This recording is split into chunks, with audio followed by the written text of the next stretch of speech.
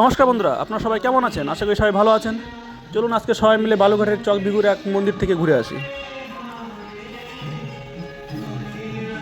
মনসা আছে, ভিতরে ওটাই দেখতেছি, তারামা আছে, মনসা ঠাকুর আছে, তারপরে হচ্ছে শিব রক্ষাকালী ঠাকুর আছে, রক্ষাকালী আছে, তারপরে আছে ভোলানাথ, তারপরে আছে শীতলা, তারপরে আছে রাধা গোবিন্দ।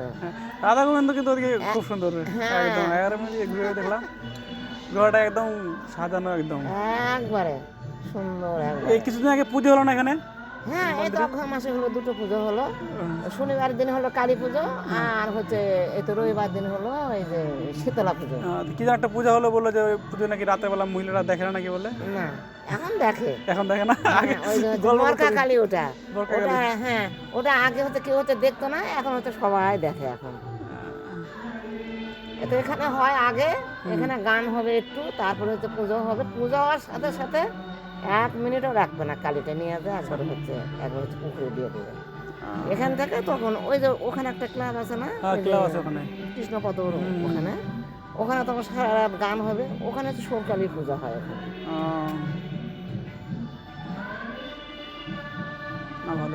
আসে অনেক লোক আসে, রবিবার করে আসে, অন্য দিনও আসে, কিন্তু রবিবারের দিন অনেক লোক আসে। মন্দিরের নামটা দেখলাম না কোন জায়গায়।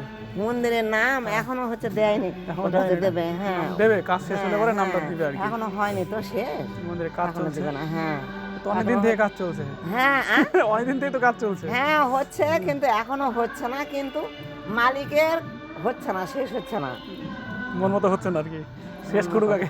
হ্যাঁ, তারপরে এখন আবার এই যে রং টং হবে, এই তো ইট গাঁথা হয়ে গেল, এখন রং টং হবে আবার, এই যে এটার ধার দিয়ে আবার ওই যে ওটার মতন ডাউন হবে একটা। হ্যাঁ, গোটাই। হ্যাঁ, ওটাই। তারপরে রং করবে আবার, অনেক রকম কাজ আছে এখন।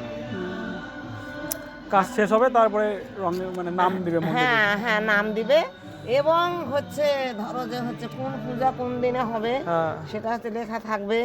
তারপরে হচ্ছে এদিকে এখনো হচ্ছে এই যে তারা মায়ের পুজো, তারপরে রাধা গোবিন্দর এখনো তো হয়নি, এখনো উদ্বোধন হয়নি। হ্যাঁ হবে, কিন্তু ওই যে প্রভৃতি এখন তো হচ্ছে রাখতে লাগবে। এগুলো যখন উদ্বোধন হবে 3 বেলা ভোগ হবে, তো তা তো লাগবেই। তো বন্ধুরা, কেমন লাগলো মন্দির দর্শন কমেন্ট করে জানাবেন, আর ভালো লাগলে লাইক করবেন, আর সঙ্গে থাকার জন্য ফলো সাবস্ক্রাইব করে পাশে থাকবেন। ধন্যবাদ।